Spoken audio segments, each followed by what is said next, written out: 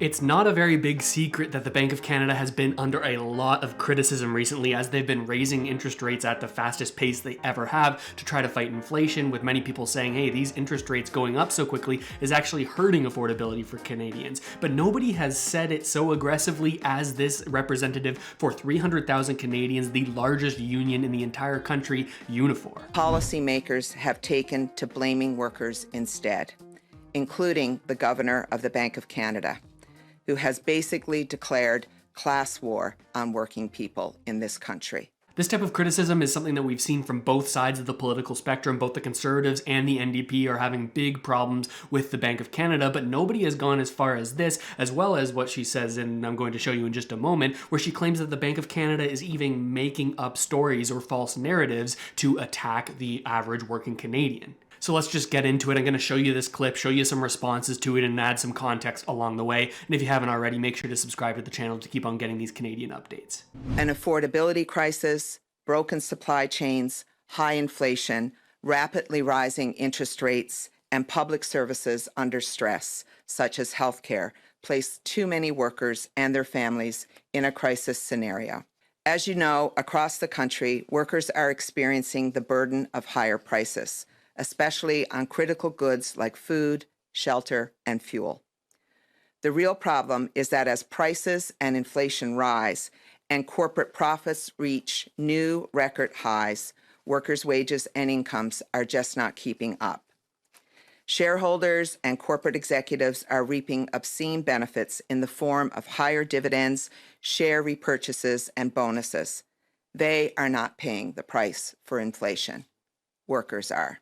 So this is Lana Payne. She's the head of Unifor, this 300,000 worker union, and she says that, hey, we're dealing with these effects of inflation, rising cost of living, and CEOs and big corporations aren't paying their fair share. This is along the same lines of the talking points of the New Democrat Party, and what they've been saying is that we're dealing with greedflation, not just inflation, saying that it's largely corporate greed that's causing this difficulty. So she's pointing to that, saying that CEOs are getting highly compensated, and they're also getting share buybacks, which is actually something that the Liberal government has addressed directly in the most recent fall economic update. This is a snippet from the fall economic statement itself, but a little bit of context if you're not familiar with share buybacks. Essentially, this is a way that companies can reward the people who own their stocks. Companies will use some of their extra profits that they've made, and they'll use that to buy up more shares off of the market, and then essentially just hold them within the company, meaning they're removed from the market, meaning there's less shares available, meaning each individual share is essentially worth more, or at least that's the idea. And inside the Liberals' economic statement, they're saying, hey, it's okay for you to do this, but we want a little piece of the pie now as well, maybe to also disincentivize this, saying that they're going to introduce a corporate level 2% tax that would apply on the net value of all types of share buybacks by public corporations. So anytime people buy back these shares, 2% of the funds of the value of the shares that they're buying, that goes directly to the government as this 2% share buyback tax.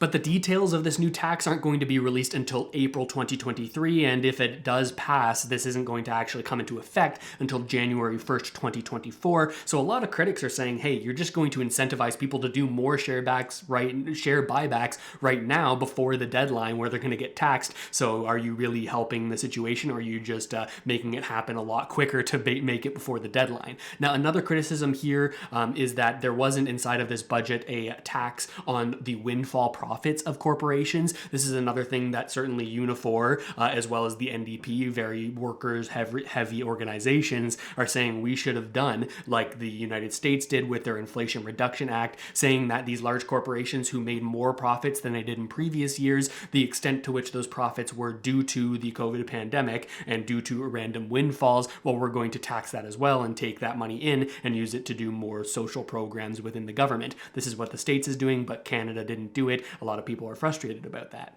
Rather than developing a tailored response intended to slow profits, stop profiteering, fix supply chain bottlenecks, and help workers keep up, policymakers have taken to blaming workers instead, including the Governor of the Bank of Canada, who has basically declared class war on working people in this country. Consider what he and the bank are saying at this moment. Advice to employers: keep wages low. And now, as of last week, telling Canada that we need a higher unemployment rate in order to deal with inflation. Blaming workers for having a job and actually demanding decent wages, benefits, and working conditions is simply unacceptable.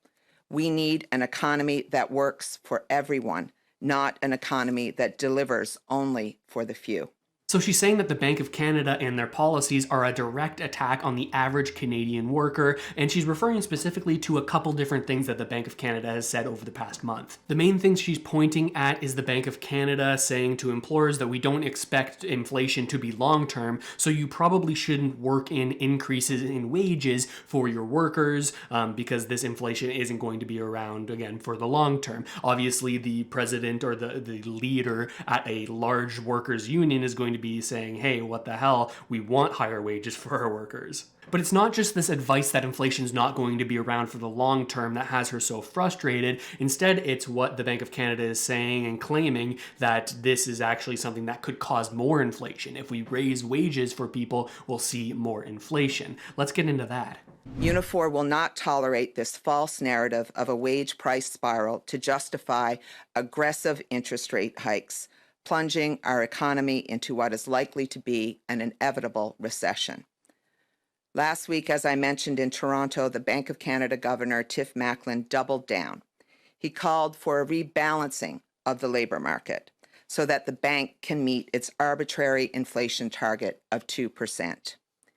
He says the problem is too many people are working. This wage price spiral is something that the Bank of Canada is extremely afraid of, and we've covered it on the channel before, but as a quick refresh, the Bank of Canada believes that if we are starting to see people expecting inflation to be around for the long term, and they work that into their wage price increases, well, that will cause people to get paid more, and that will cause people to spend more on more things, increasing the demand for those things, and then as a result of that, supply and demand imbalance is off, and we see prices raising even more inflation, the very thing that the Bank of Canada is trying to fight. And they say if prices go up on things more, businesses will have to pass their costs along to consumers as people are paid more. But at the same time, detractors, including Unifor, say that a wage price spiral is actually a myth used to keep wages down so that workers aren't paid more and companies can do better.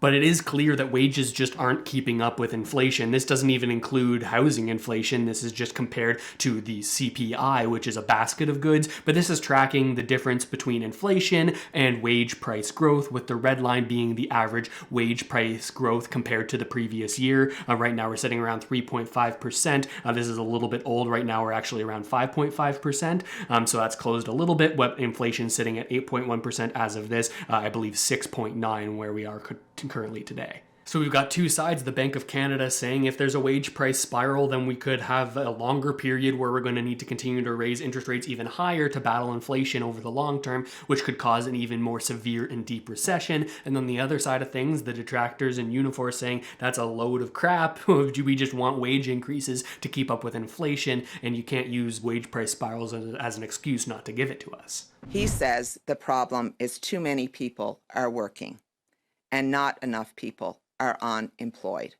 if you can imagine that. And that's making it harder for his bank to do their job. This is illogical. I'll remind the governor, as I believe he's meeting with other bankers today, that workers are in fact the economy. His old school flawed tactics do not address the root cause of the problem. Skyrocketing food costs, broken supply chains, a war that has increased energy and other prices. None of these things are fixed with higher interest rates. Consider again who are being hurt the most by the bank's actions. The people who wake up every day to provide the things all of us need to live, grow, and thrive.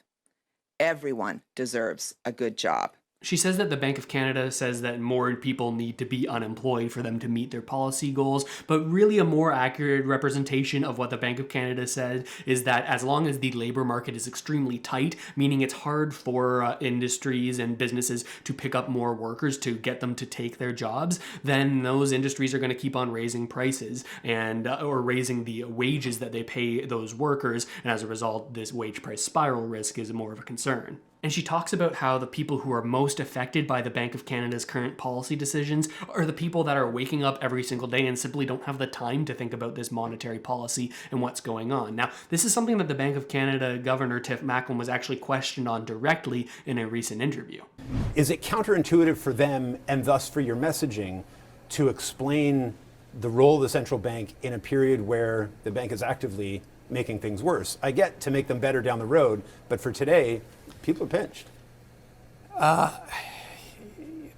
I'm sure some of this does feel a bit counterintuitive, but what I would stress is through this whole period, our actions have been guided by our mandate, controlling inflation, low, stable, predictable inflation. And you know, when we plunged into the pandemic and the economy really fell off a cliff, 3 million Canadians unemployed in 6 weeks, the real concern was that we're headed into another depression, right. Deflation, and so we did take bold action, and together there was bold fiscal action. Unfortunately, effective vaccines were developed, and all that. We had actually the fastest recovery ever. Now we're on the other side of that, and we've got to get things back to normal. And so yes, we have been raising interest rates rapidly, and I get it. That is a bit counterintuitive for Canadians. I mean, their rent's going up, their groceries are more expensive, gasoline's more expensive, and now their borrowing costs are more expensive. So how does that work? Well, that does slow spending. It makes anything you buy on credit more expensive, so you pull back. And that helps get the economy balanced, and that'll relieve those price pressures. What Tiff Macklem is essentially saying here is that we've gone into debt and now we need to pay the piper. At the beginning of the pandemic, he said, hey, we were looking at negative inflation, right? Deflation. This is where the economy was going. And then the central bank stepped in and they say that their money printing, their quantitative easing program, as well as lowering their interest rates to the minimum effective rate that they can get, 0.25%. By doing those things, we actually stimulated the economy, and that's the only reason that we're economically out of the pandemic at this point. But then what he goes on to say is that, but we kind of have to pay the price for doing all of that money printing and for keeping interest rates so low for so long, because the negative consequence to all of that was inflation, and now we need to get things back to normal. And some folks will be rather pissed off hearing that, because they'll say, hey, central bank, you probably should have recognized that we were going to have high inflation a lot earlier than you did. You were saying this inflation is just transitory. It's here for now. It's going to be gone tomorrow. And they were wrong, and inflation stuck around a lot more than they thought it would. But if they had raised interest rates back when they were starting to see the first signs of inflation, maybe we could be done with all of this by now. But we are where we are. Now, the head of Unifor that's made all of these comments couldn't get away from this interview without taking a few jabs at the Liberal government, saying they're just not doing a good enough job for working Canadians. If there is to be a recession on the horizon, then government needs to act fast to protect workers and their families. To start, our antiquated employment insurance system doesn't meet workers' needs. Permanent reform is required now. The pandemic exposed the deep flaws with the employment insurance system. The federal government has actually committed to do this work, but so far, little has been done to show for it. She's directly calling out the Member of Parliament Carla Qualtrough that Justin Trudeau put in charge of employment and workforce development. Now, inside of their speech from the throne, a kind of big speech that starts at the beginning of every session of Parliament, Justin Trudeau said, hey, we want to commit to upgrading our employment insurance program, because throughout the pandemic, we saw just how crummy it's become. We had to pass all this extra legislation, all these new laws to create sort of like a scaffolding around the EI program to make sure that people didn't fall through the cracks during the pandemic.